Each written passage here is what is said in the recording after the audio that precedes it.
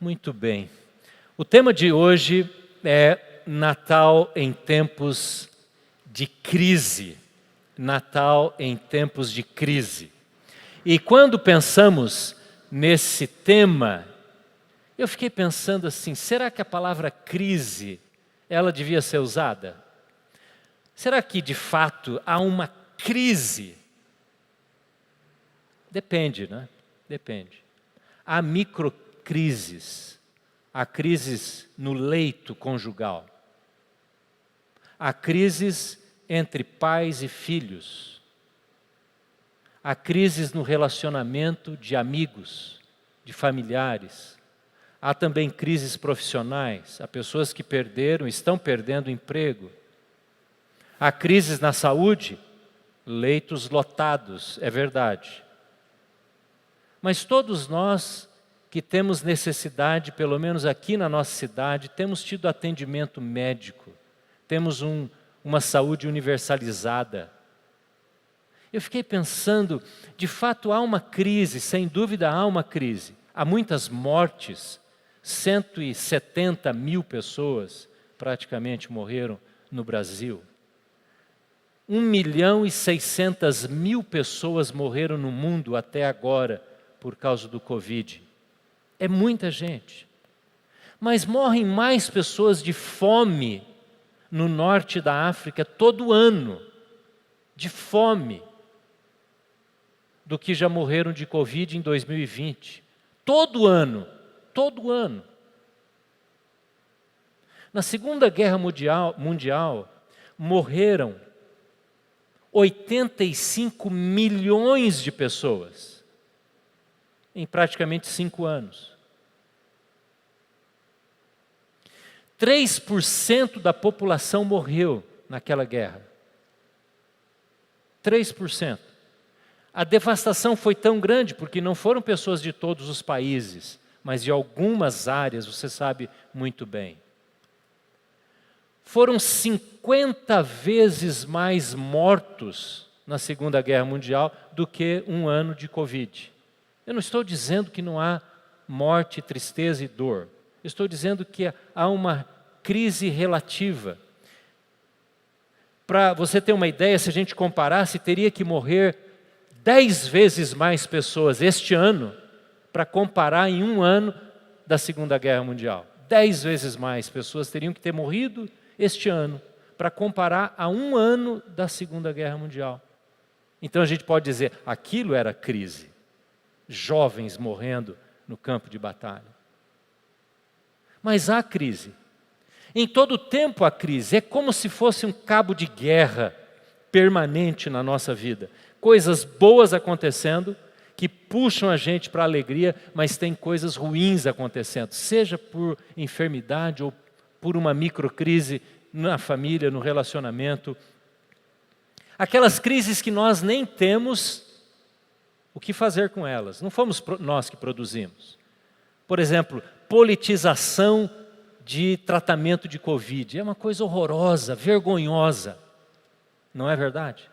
Mas não somos nós que criamos isso. A decisão de um tribunal, de uma Câmara de Deputados, de uma Assembleia Legislativa, de uma Câmara de Vereadores, gera crise. Gera situações às vezes complexas, difíceis para nós, mudam a nossa vida e nós não temos responsabilidade sobre isso direta, mas gera crise, dificuldades. Uma má administração de uma empresa pode gerar dezenas, centenas de desemprego e as pessoas são vítimas dessa situação, não é verdade? Há crises que nós geramos, há crises que nós sofremos, que não nos dizem respeito, poderíamos dizer assim, mas que afetam a nossa vida. A pergunta é, o que a mensagem de Natal tem a ver com crise? Aquela crise que talvez não seja tão grande para as pessoas, mas para você gera angústia, quase depressão, tristeza. Quando você vê coisas acontecendo dentro da sua própria casa, na sua própria vida, aquele sentimento de fracasso, de tristeza, de angústia, e que às vezes as pessoas nem ficam sabendo. Nós vamos ler um texto hoje, eu quero convidar você a abrir sua Bíblia num texto que trata de uma crise enorme de Natal. Mateus capítulo 2, versículos de 11 em diante. Deixa eu falar para você, enquanto você abre o contexto desses versos.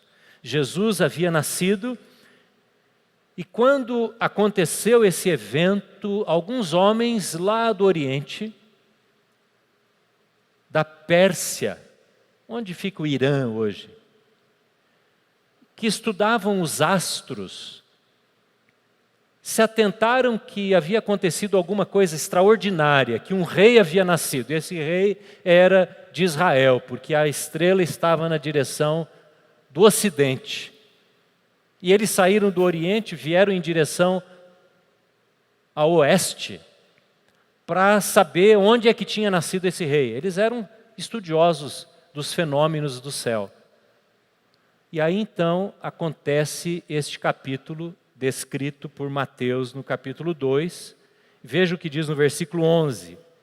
Ao entrarem, Mateus 2:11, ao entrarem na casa, ao entrarem os sábios do Oriente, na casa, viram o menino com Maria, sua mãe, e prostrando-se o adoraram. Então abriram seus tesouros e lhe deram presentes, ouro, incenso e mirra. E tendo sido advertidos em sonho, para não voltarem a Herodes, retornaram à sua terra por outro caminho. Depois que partiram, um anjo do Senhor apareceu a José em sonho e lhe disse: levante-se, tome o menino e sua mãe e fuja para o Egito. E fique lá até que eu lhe diga, pois Herodes vai procurar matar o menino.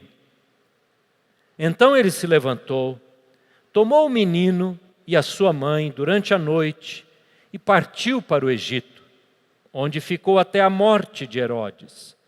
E assim se cumpriu o que o Senhor tinha dito pelo profeta: do Egito chamei meu filho. Quando Herodes percebeu que havia sido enganado pelos magos, ficou furioso e ordenou que matassem todos os meninos de 2 anos para baixo, em Belém e nas proximidades, de acordo com as informações que havia obtido dos magos. Então cumpriu-se o que fora dito pelo profeta Jeremias. Ouviu-se uma voz em Ramá, choro e grande lamentação. É Raquel que chora por seus filhos e recusa ser consolada porque já não existem. Depois que Herodes morreu, um anjo do Senhor apareceu em sonho a José no Egito e disse: levante-se, tome o menino e sua mãe e vá para a terra de Israel, pois estão mortos os que procuravam tirar a vida do menino. Então se levantou, tomou o menino e sua mãe e foi para a terra de Israel. Mas ao ouvir que Arquelau estava reinando na Judéia, em lugar do seu pai Herodes, teve medo de ir para lá. Tendo sido avisado em sonho, retirou-se para a região da Galileia. A pergunta que esse texto nos faz é: o que é que fazemos quando as situações estão muito adversas?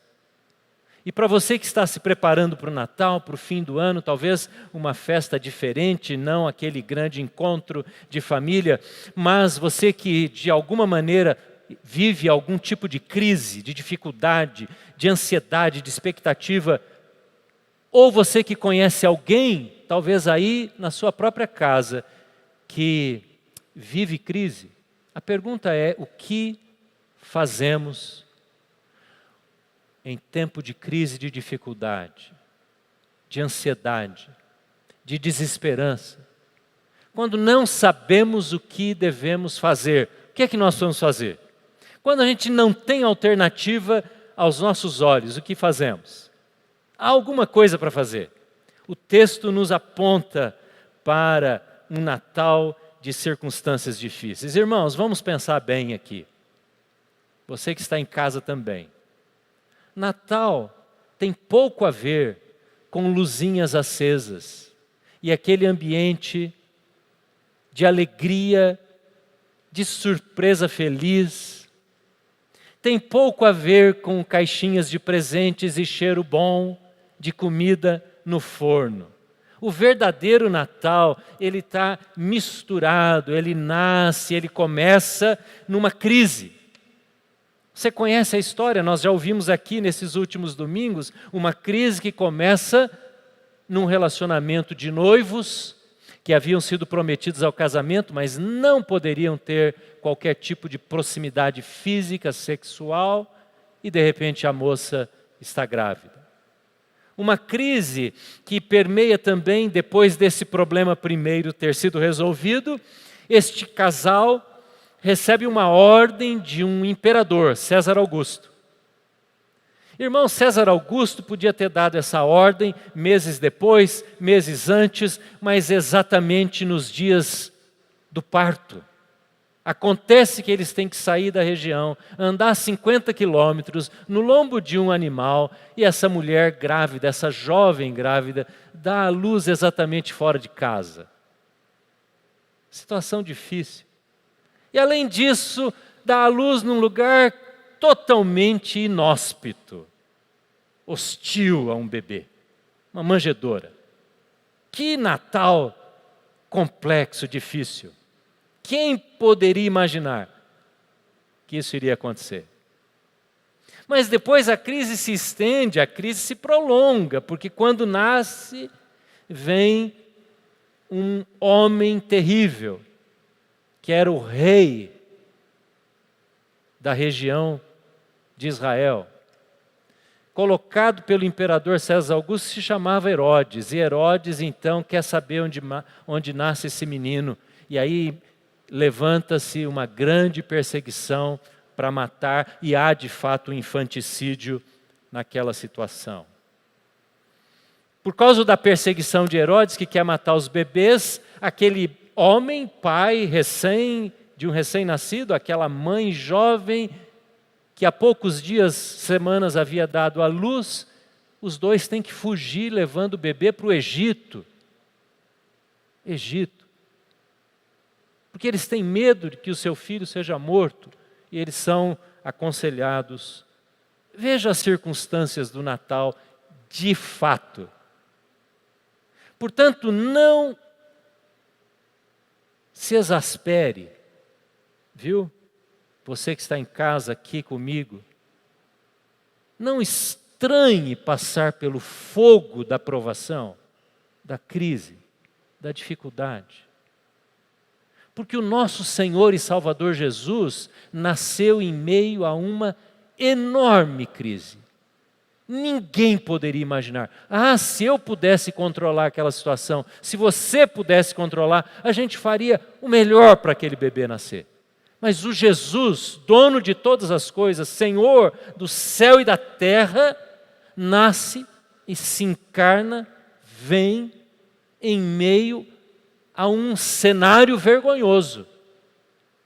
Vergonhoso, triste, duro. Portanto, essas crises, dificuldades vão fazer parte da minha e da sua vida.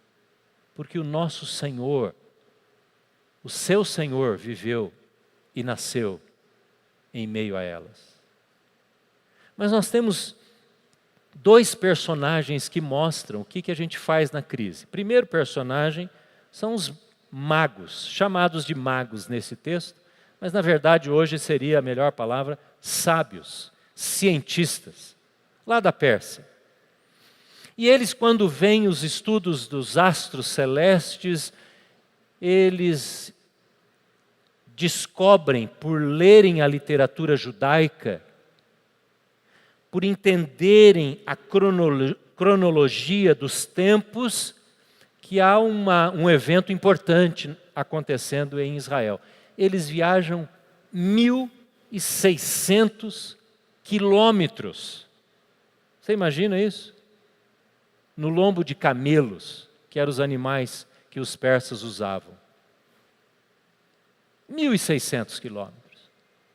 E eles chegam em Jerusalém e eles perguntam para as pessoas: onde está o rei dos judeus? Onde está o rei de Jesus? É lógico, eles tinham que ir para a capital.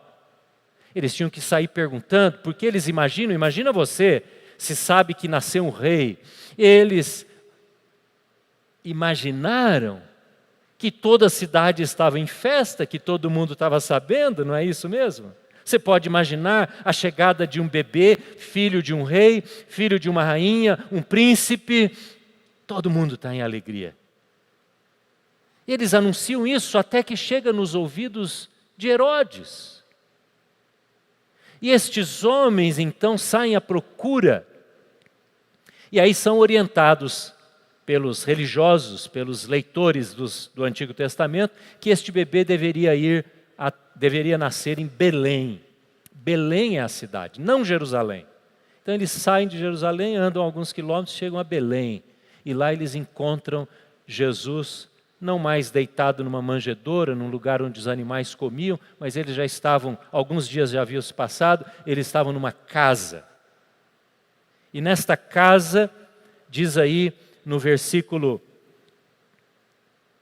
11, ao entrarem em casa, viram o menino com Maria, sua mãe, e prostrando-se, o adoraram a Jesus. Ele é o centro deste evento, e não Maria, nem José.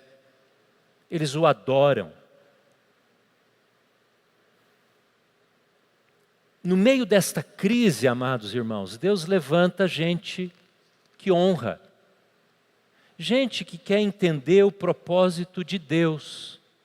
Gente que quer ser trabalhado, diríamos nós aqui hoje, pelo Espírito Santo. Gente que quer desenvolver o caráter de Deus na vida. No meio da crise, Deus trabalha nessas pessoas como sábios lá da Pérsia,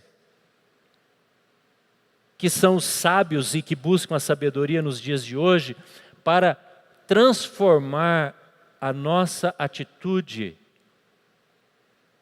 de queixosos ou de incrédulos ou de gente que não confia para gente que se curva, que adora.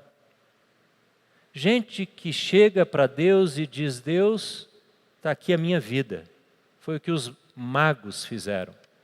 Se curvaram diante de Jesus. É um curvamento físico, é joelho no chão, que simboliza essa entrega de alguém que reconhece a autoridade.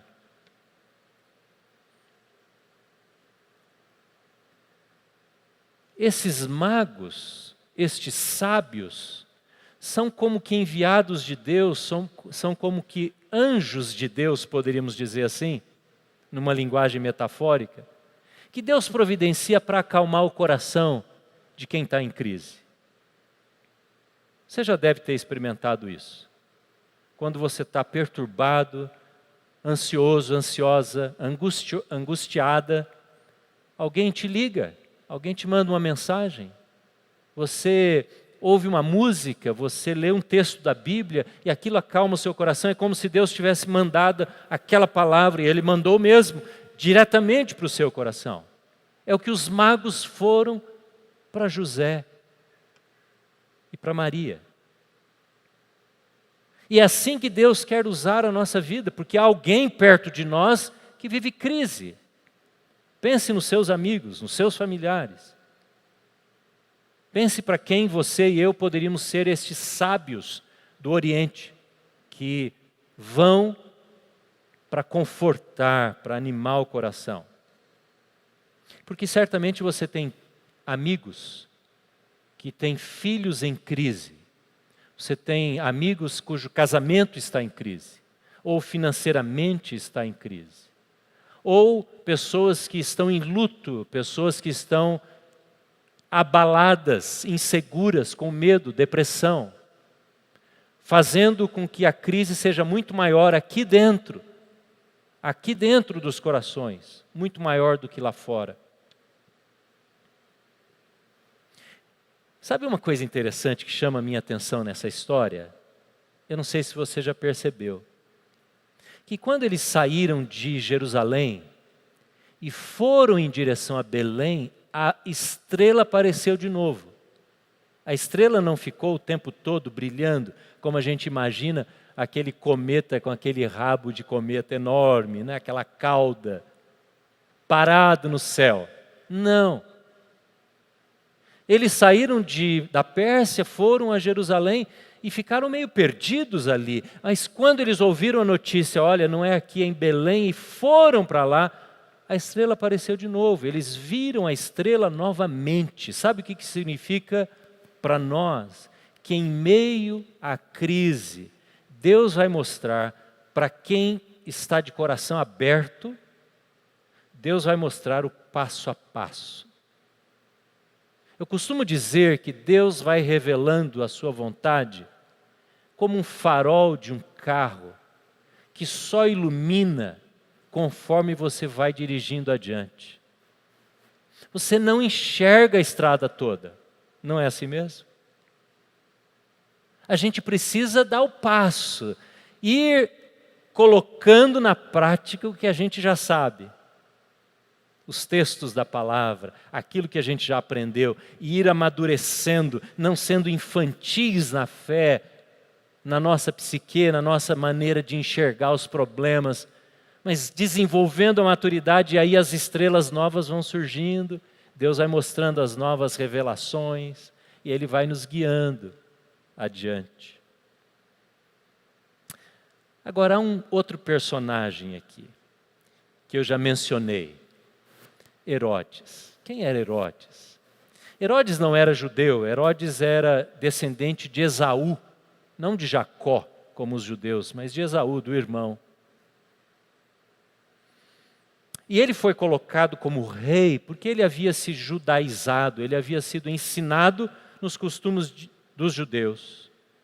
E ele era muito amigo de Roma, ele estudou em Roma, e então César Augusto o colocou lá e ele governou mais de 40 anos como rei, chamado Rei dos Judeus. Herodes o Grande ele era chamado. Herodes era um homem terrível, um homem muito inteligente, um arquiteto. Ele criou grandes obras. Há um porto na cidade de Cesareia Marítima, que até hoje você vai lá, você vê um grande porto, que foi iniciado pelas obras de Herodes. Herodes reconstruiu o templo de Jerusalém. Aquele templo que havia sido destruído, aí Neemias veio, construiu o templo, Esdras e Neemias, mas era um templo pequenininho, Herodes engrandeceu o templo. Então os judeus tinham amor e ódio ao mesmo tempo por Herodes. Porque ele era perverso, ele era mau. Herodes matou 3 das 9 mulheres que ele teve. Herodes matou 2 dos seus filhos, de uma das suas mulheres, chamada Mariane. E estes jovens morreram porque foram estudar em Roma, e alguém cochichou, a irmã dele cochichou no ouvido dele e disse: seus filhos vão voltar mais inteligentes que você, e debaixo da bênção do imperador, e vão matar você e vão tirar você do reinado. Ele foi lá e matou os 2 filhos.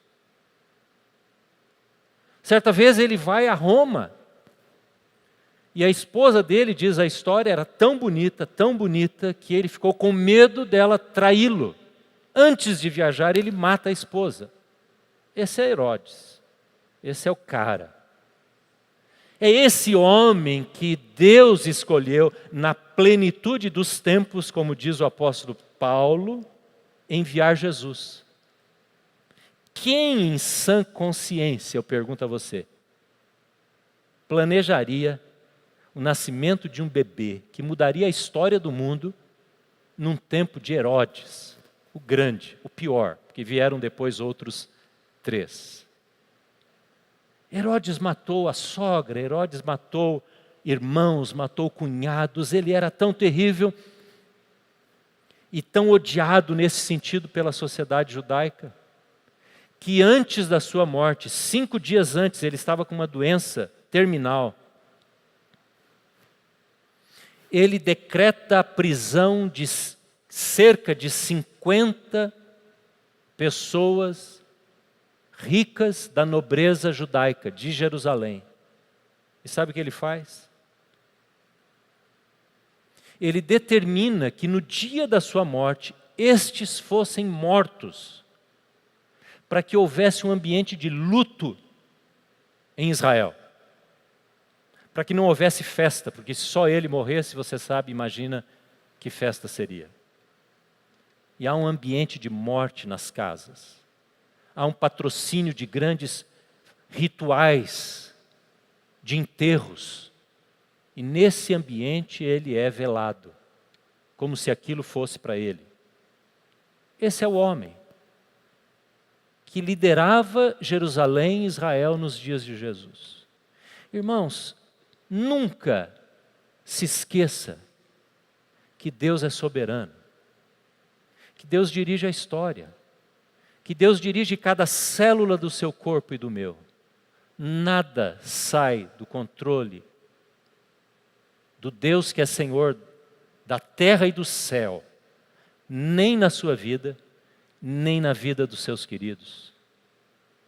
Porque se você o ama, a vontade dele, é boa, perfeita e agradável. Amém? Creia nisso. Porque esse foi o tempo que Deus preparou para o nascimento de Jesus. Então você vê os sábios do Oriente, você vê Herodes e toda a sua gangue como personagens antagônicos, opostos, que estão fazendo este cabo de guerra no nascimento de Jesus, puxando cada um para um lado, não é? Um trazendo honra, adoração, riqueza, e o outro trazendo morte, destruição, infanticídio, perseguição. O propósito do coração destes homens os diferencia grandemente. E o que José e Maria fazem? O que os sábios do Oriente fazem? Eles têm uma atitude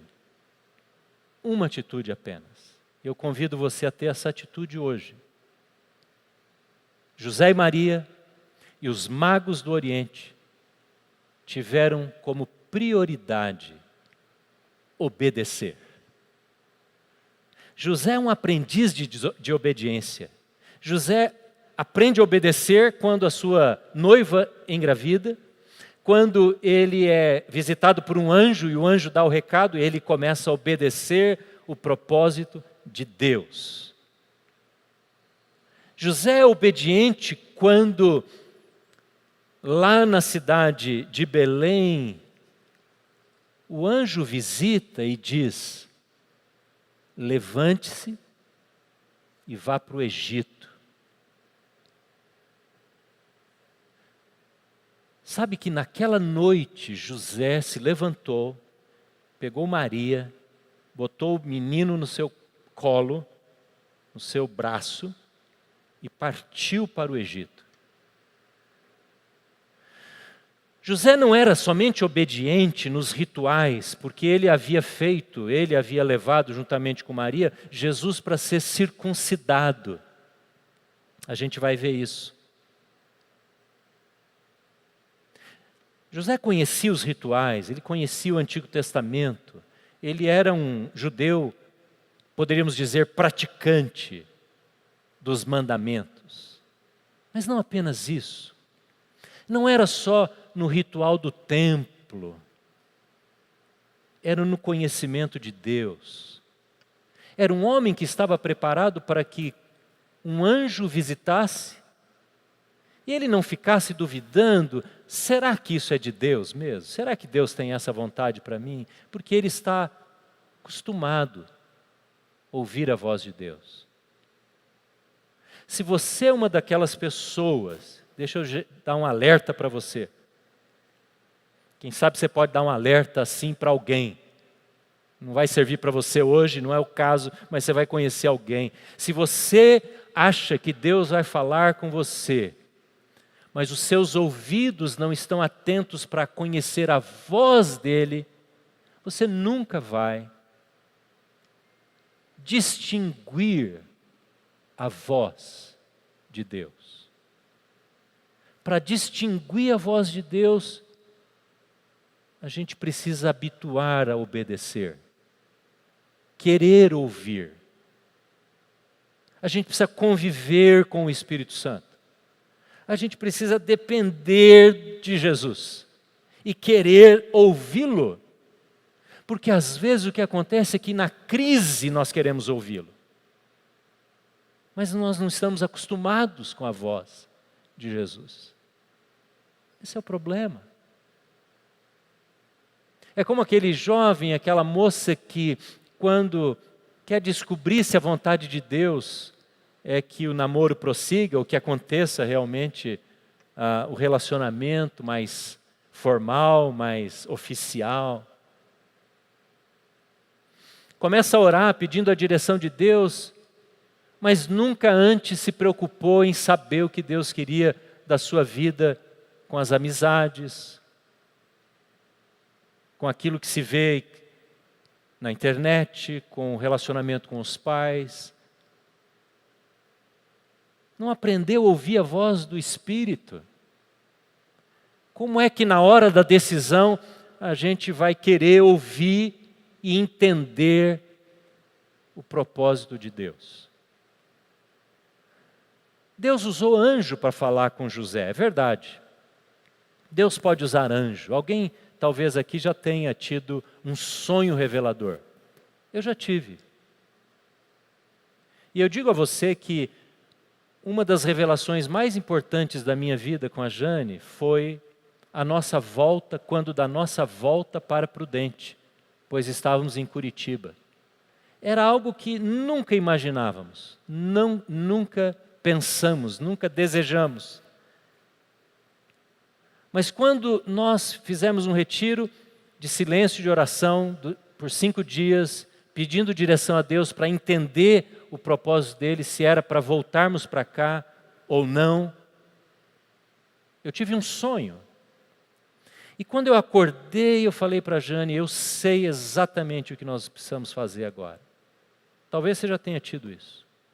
Deus pode falar através de anjos, através de visão, através de sonhos, ou uma pessoa que pode chegar para você e para mim e dar uma profecia, uma palavra reveladora. Eu tive isso um dia na minha vida, alguém que eu nunca tinha visto na minha frente, veio para mim num congresso e falou, olha, eu tenho uma mensagem para dar a você, é isto, guarde no seu coração, se não significar nada, jogue isso fora, se for de Deus, guarde, porque vai acontecer. E era exatamente uma palavra de Deus. Mas eu digo que foram raras as vezes, e talvez para você nunca tenha acontecido. Não se preocupe com isso, sabe por quê? Porque nós temos a palavra revelada, e nós temos nesse texto da história que eu estou lendo aqui, várias vezes, diz assim, para se cumprir a profecia. Isto é, Mateus, que conhecia muito bem o Antigo Testamento, relaciona aquele fato com a palavra profética. Se você quer descobrir a vontade de Deus para a sua vida, é simples, você não precisa ficar esperando o anjo, porque eles raramente vêm. Sabe por que eles raramente vêm? Porque hoje nós temos outros instrumentos de revelação. Nós temos a palavra de Deus, então encharque a sua mente com a palavra de Deus. E não é buscar na hora do desespero um versículo, Senhor, fala comigo, não é isto. É conhecer a palavra, os princípios, é meditar nela, para que na hora que precisarmos tomar uma decisão e ouvir a voz de Deus, aquele princípio desabroche, pule aos nossos olhos. Ah, eu estudei isso, eu sei isso, eu meditei neste assunto, eu sei o que eu preciso fazer. Porque tem hora que perdoar alguém é muito difícil receber a direção de Deus, nem que um anjo venha, mas se você meditou na palavra e você sabe que isto é pecado, desagrada o Espírito, isso abafa o Espírito, você vai obedecer, porque a revelação vai ser clara para a sua vida. Mas precisa querer ouvir. Então nós precisamos aquietar o nosso coração, ter tempo de oração. Eu chamo isso, nós chamamos isso aqui na igreja, de ter quarto de escuta. O que significa isso? Ter tempo não para falar para Deus, ter tempo para ouvir Deus. Na nossa torre de oração, quem já começou a orar e orou hoje, tem lá uma orientação. Tenha tempo para ouvir, se aquiete, deixe o Espírito Santo revelar. A gente precisa ter isso. Mas pastor, a minha vida é tão corrida, eu não tenho tempo para isso. Então você não habituará o seu coração espiritual, a sua alma, a conhecer a voz do Espírito. Precisa ter tempo. Pode ser pouco tempo, mas desenvolva isso na sua vida. Foi isso que José fez. Ele obedeceu porque ele estava ouvindo, houve um sonho. Ah, que sonho abençoado. Levante-se, vá para o Egito. E ele pega a família e vai para o Egito. Veja, ele vai para uma terra muito diferente. Comida diferente, língua diferente, pessoas diferentes, religião diferente, clima diferente, tudo diferente. Vai para uma terra de onde os seus antepassados saíram, como escravos. E ele fica lá. Quanto tempo José e Maria ficaram no Egito? Talvez os estudiosos, pesquisadores dizem que pode ter sido de poucos meses, até semanas, ou chegando até 1 ano e meio, 2 anos. Nós não sabemos, a Bíblia não se preocupou em registrar isso. Mas durante esse tempo, José obedeceu. E sabe o que aconteceu? Quando José estava lá, o anjo visita novamente. Eu fico pensando, José dormindo toda noite, ai Senhor, será que é hoje que eu vou ter um sonho? Será que é hoje que o anjo vai me visitar de novo? Que o Senhor vai alegrar o meu coração? Quero voltar para a minha terra, Senhor. Não vejo a hora de ser liberto desse problema aqui, essa complicação da minha família acabar. Não vejo a hora desse problema todo passar. Senhor, mas um dia chega. Um dia chega. Um dia chega a hora, como nós cantamos agora há pouco. E ele então tem um sonho e o anjo visita de novo. Deixa eu dizer uma coisa para você. Não pense que o seu ambiente de trabalho, o seu ambiente de estudo, a sua família incrédula, vai ser dificultoso para você ouvir a voz de Deus. Não pense que, por você estar no meio de gente que não crê em Deus, por você estar no meio de amigos que não creem no Senhor, não pense que Deus não quer falar com você lá. E Deus vai falar lá. Alguém chegou para mim um dia e falou, pastor, a minha família, a minha casa é um verdadeiro inferno, meus pais brigam. Eu falei, é lá um lugar bom para você ouvir a voz de Deus. Lá o seu Egito. Deus fala com você lá no meio do Egito. Deus fala, mas Deus fala com quem quer ouvir. Não é isso? Quer ouvir. E quando o anjo fala, José, pega a sua família, vai para o Egito. Sabe o que ele tinha na mão? Um monte de dinheiro. Tinha ficado rico. De uma hora para outra, José, que era um artesão, um carpinteiro, gente pobre, de uma região pobre, a mais pobre de Jerusalém, de Israel, de repente enriquece. Porque aqueles homens sábios vieram adorar um rei, e eles trouxeram ouro, trouxeram produtos como incenso, que era um líquido caro, extraído de algumas árvores lá da Pérsia, de algumas árvores raras do Oriente. Muito caro, era usado inclusive, comprado por quem tinha dinheiro, para prestar culto em Israel no templo. Era um líquido branco, muito caro, usado para a preparação de perfumes e também para a preparação de alimento, quando era um alimento bem dos ricos. Mirra era um óleo essencial, era tão caro, que só as pessoas ricas, quando morriam, eram embalsamadas com mirra.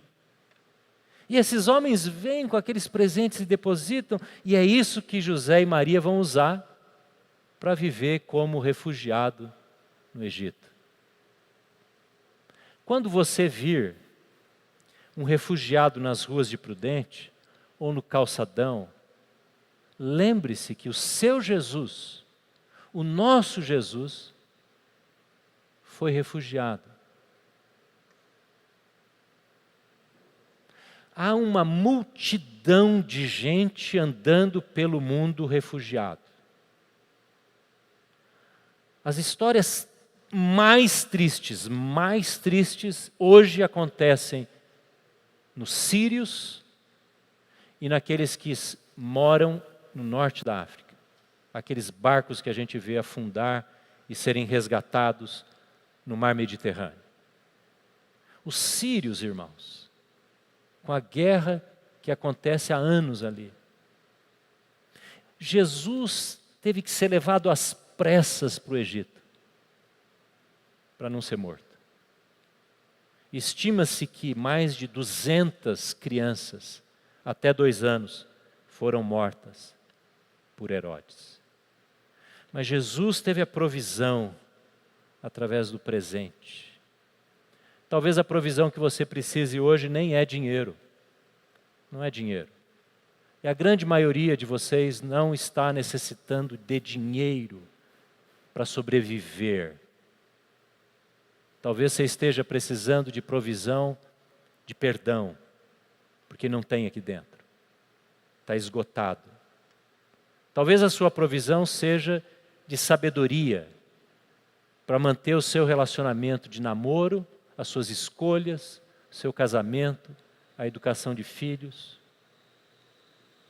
Talvez seja como gerenciar a sua vida profissional. Como abandonar alguns vícios, alguns hábitos que estão te esmagando, estão te destruindo, estão impedindo o crescimento espiritual. Há provisão em Deus para nós. Por isso Deus é chamado Jeová Jirê, o Deus que é provedor. Mas para isso, precisa haver obediência. Não é verdade? Se os magos tivessem desobedecido a mensagem da estrela e depois a mensagem do anjo, porque o anjo visitou os magos também. Não teria tido provisão. Eu termino lembrando a você de um texto que mostra como o nascimento de Jesus e a história da família fez bem. Às vezes você pode olhar a sua história e dizer, puxa, minha história é tão miserável, é tão ruim. A história da minha família é toda cheia de desencontros, de problemas. Tipo a história de José e Maria. Mas isso fez tão bem a Jesus. Lembre-se que este tempo de dificuldade faz bem para as pessoas. Compartilhe com seus filhos, com seus netos, com seus amigos, o seu tempo de sofrimento, de crise. Hebreus há um texto interessante e eu termino com ele, dizendo, Hebreus capítulo 5, versículo 8, diz assim, que Jesus aprendeu a obediência, embora sendo Deus, aprendeu a obediência através das coisas que sofreu. Opa, peraí, não entendi. Jesus não era Deus? Por que ele teve que aprender a obedecer o Pai? Por que ele teve que curvar o seu coração diante do Pai? E todos os dias Jesus fazia isso.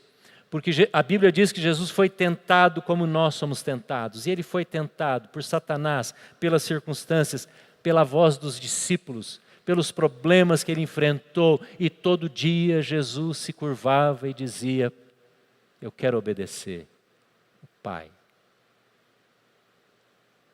Essa tem que ser a nossa oração, queridos irmãos, irmãs, jovens. Eu quero aprender a obedecer. Você e eu não sabemos por natureza obedecer. O seu filhinho querido, a sua namorada linda, o seu marido cheiroso, não sabe obedecer. Eu não sei obedecer. Em mim mesmo não há obediência predisposta. Eu preciso aprender a obedecer ao Espírito Santo. Por isso é tão difícil, às vezes, desenvolver uma boa vida conjugal, Por isso que é tão difícil às vezes criar os filhos, por isso que é tão difícil ter amizades boas, bonitas. Porque as pessoas que estão conosco e nós mesmos não sabemos obedecer, precisamos aprender. Jesus aprendeu a obedecer. Por isso que Deus permitiu que os seus pais fossem obedientes. E aqui está a responsabilidade que eu poderia falar em outro momento, sobre pais que ensinam seus filhos a obedecerem. Avós que ensinam seus netos a obedecerem. Maridos que inspiram a sua família a obedecerem. E assim por diante. Jesus aprendeu a obedecer. Então, quando você viver em crise, não fique perguntando por que coisa ruim acontece com gente boa. Essa é a pergunta errada. Não é a pergunta da crise. A pergunta da crise é: como é que eu posso viver quando a coisa não está boa? Como é que gente boa que ama Jesus responde à crise? Essa é a pergunta. E não ficar questionando a Deus. Por que coisa ruim acontece com quem é bom? Convido você a fazer isso hoje.